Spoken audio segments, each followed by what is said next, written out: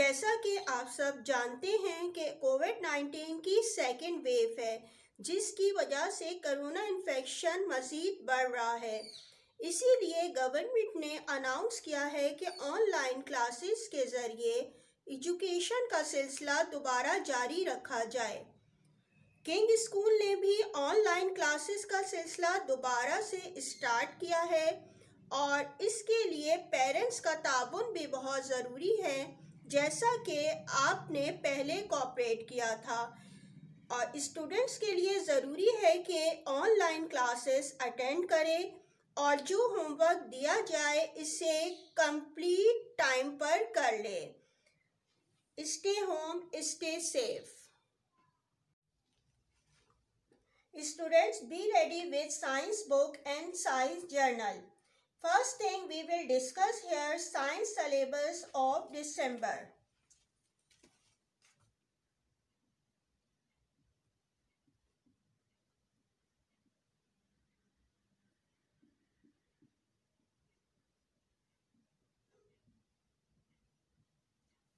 सबसे पहले आप लोग ये दिसंबर का सिलेबस जो है वो अपने पास नोट डाउन कर लें। ये जो चैप्टर मैं आपको करवाऊंगी दिसंबर में, ये केमिस्ट्री से के पोर्शन से लिया गया है। जैसा कि आप लोगों के इल्म में है कि जो सिलेबस आपको कंप्लीट करवाया गया है पहले, वो बायोलॉजी के मैंने 3 चैप्टर्स आपको करवाए हैं, फिर केमिस्ट्री का एक करवाया है और एक फिजिक्स का। अब ये जो है केमिस्ट्री के ही पोर्शन से जो है एक और चैप्टर आपको पढ़ाया जाएगा, तो ये आप अपने पास नोट डाउन कर लीजिएगा और अपने जर्नल में आप फिजिक्स से आगे जो है दोबारा केमिस्ट्री का एक टैग लगा के जो है वो आप स्टार्ट करेंगे। और ये जो चैप्टर आप पढ़ेंगे केमिस्ट्री का, ये चैप्टर है आपका स्कैरिसिटी ऑफ वाटर।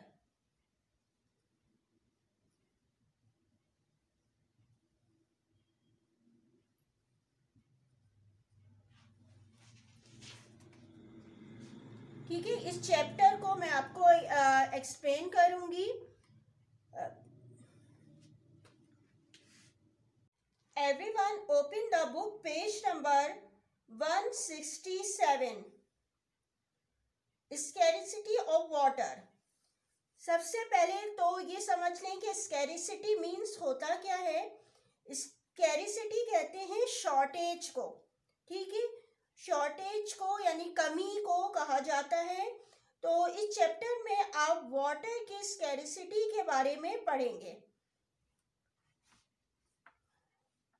सबसे पहले मैं आपको यहाँ पे इंट्रोडक्शन को एक्सप्लेन कर रही हूँ कि plants, animals and human being are need होती है इन लोगों को किसकी, नेचुरल रिसोर्सेज की। ठीक है, यानी कि प्लांट भी अपनी ज़रूरत पूरी करने के लिए जो है नेचुरल रिसोर्सेज यूज़ करता है, जैसे कि एयर है, वाटर है, इसी तरह एनिमल्स भी और ह्यूमन बीइंग भी। ठीक है, नेचुरल रिसोर्सेज को यूज़ इसलिए किया जाता है ताकि वो सरवाइव कर सकें। नेचुरल रिसोर्सेज जो होती हैं वो डिफरेंट टाइप्स की होती हैं और ये जो है अर्थ के एरिया में मौजूद होती है। अब सबसे पहले अगर बात की जाए लिथोस्फीयर, ये अर्थ की एक लेयर है लिथोस्फीयर। यहाँ पे जो है solid part of earth crust है, यानी कि सॉलिड पार्ट जो है वो अर्थ का वो क्या कहलाता है, वो जगह कहलाती है लिथोस्फीयर। इसी तरीके से जो है हाइड्रोस्फीयर कौन सी प्लेस होता है, ऐसी जगह को कहा जाता है जहाँ पे वाटर मौजूद हो। ठीक है, जैसे सी है, ओशंस हैं, लेक है, पॉन्ड्स हैं, ये तमाम ऐसी जगहें हैं जहाँ पे वाटर मौजूद होता है। इसी तरह एटमॉस्फेयर ऐसी लेयर होती है अर्थ की जहाँ पर गैसेस मौजूद होती हैं। ठीक है, इसी तरह अगर आगे बात की जाए कि नेचुरल रिसोर्सेज की, तो ये नेचुरल रिसोर्सेज जो होते हैं इनको क्लासिफाई किया जाता है 2 कैटेगरीज में।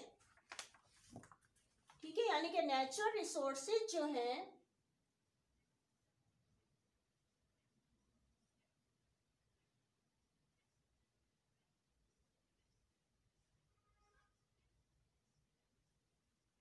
इनको हम 2 कैटेगरीज में डिवाइड करते हैं। और ये कौन कौन सी होती है? फर्स्ट जो होती है वो कहलाती है रिसोर्स जो होती है रीन्यूएबल।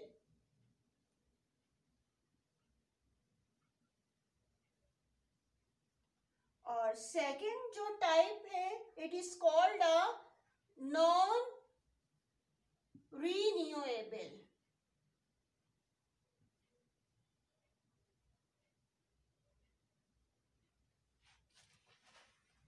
अब इसको पहले समझ लें कि रीन्यूएबल होती कौन सी रिसोर्स है, किसको कहा जाता है। रीन्यूएबल नेचुरल रिसोर्स होती है that never gets exhaust or are replaced within a reasonable period of time are called renewable natural resource। यानी कि ऐसी रिसोर्सेस जिसमें के जो आपके पास नेचुरल रिसोर्स आपको मिल रही है वो एग्जॉस्ट ना हो, ठीक है, यानी कि बिल्कुल जो है वहां से खत्म ना हो जाए, और जो है वो अगर थोड़े वक्त के लिए खत्म हो भी गई है तो वो आपको जो है दोबारा से मिल जाए, ठीक है, थोड़े टाइम के बाद आपको वो दोबारा मिलने लगे, तो ऐसी रिसोर्स को कहा जाता है नेचुरल रिसोर्सेज। फॉर एग्जाम्पल अगर बात की जाए इनकी एग्जाम्पल की, तो जैसे है एयर,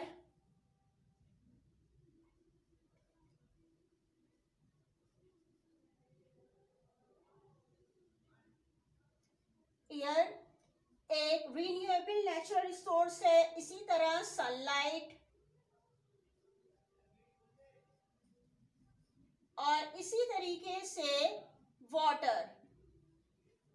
लेकिन यहाँ पे बता दूं कि जो वाटर है ये जो होते हैं ये एक्सॉस्टेबल भी है, यानी कि अगर बहुत ज़्यादा तादाद में यूज़ किया जाए, बहुत फास्टर इसकी यूजेस हो जाए, यानी कि पानी को आपने बहुत ज़्यादा इस्तेमाल किया है, तो ये क्या हो जाता है, ये एक्सॉस्टेबल हो जाते हैं, यानी कि ये ख़त्म भी हो सकते हैं, ठीक है। अब इसी तरीके से जो रिसोर्सेज मौजूद हैं, अगर बात की जाए सेकंड पे नॉन रीन्यूएबल, तो इसकी डेफिनेशन क्या होगी कि the natural resource that are एक्सॉस्टेबल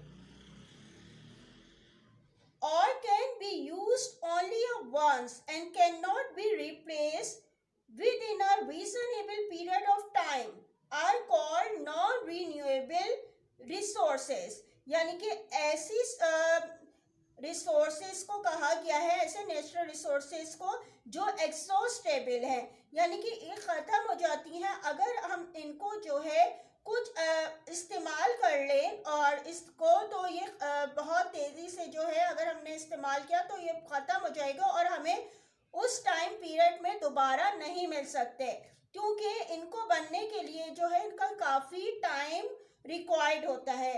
अगर इसकी एग्जाम्पल की बात की जाए तो इसमें एग्जाम्पल में है कोल,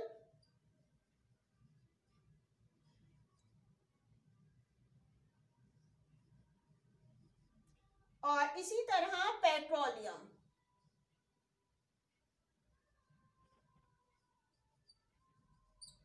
ठीक है, यानी कि ये है तो नेचुरल रिसोर्स, लेकिन क्या है इसको बनने में बहुत मिलियन बिलियन एयर रिक्वायर्ड होते हैं, उसके बाद ये हमें कोल या पेट्रोल की फॉर्म में हासिल होता है। और अगर हम इसको जो है बहुत तेज़ी से ख़त्म कर देंगे यूज़ करके, तो फिर हमें उस टाइम पीरियड में दोबारा नहीं मिलेगा। हाँ, बहुत एयर गुजरने के बाद फिर ये दोबारा मिल जाएगी, लेकिन हमें फौरी तौर पर जो है ये नहीं मिल सकती ये चीज़ें।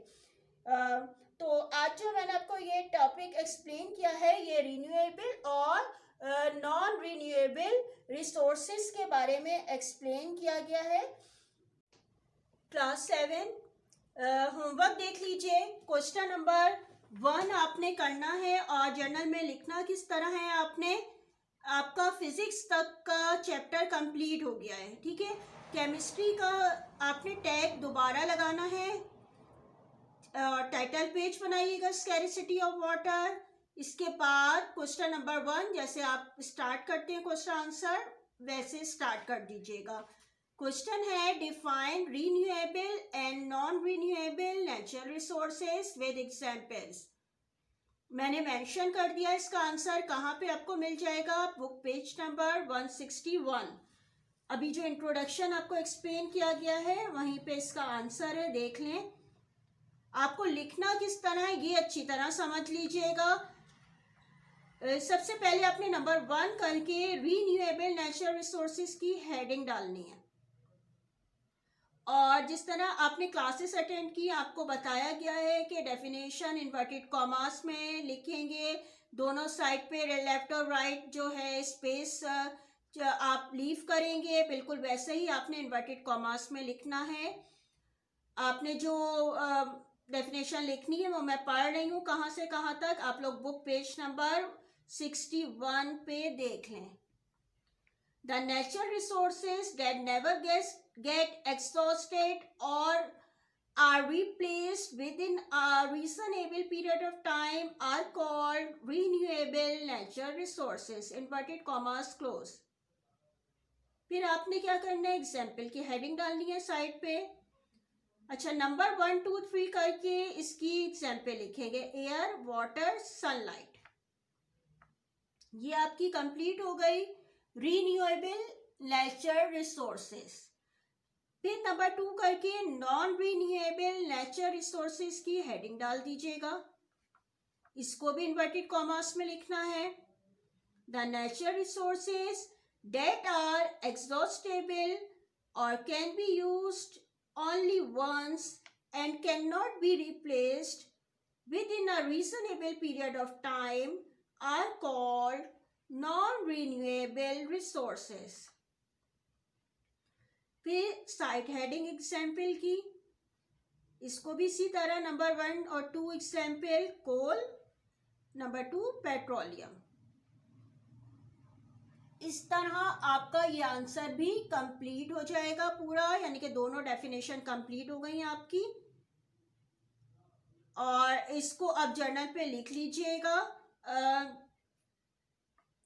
I hope you have understand this topic and also homework. Remaining chapter will be explained in next lecture. Thank you. Allah Hafiz.